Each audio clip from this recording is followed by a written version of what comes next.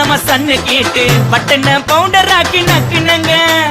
திண்ணனூர்ல ஆள போட்டு திருட்டு நம்ம சன்ன கேட்டு பட்டன பவுடர் ஆக்கி நக்குனங்க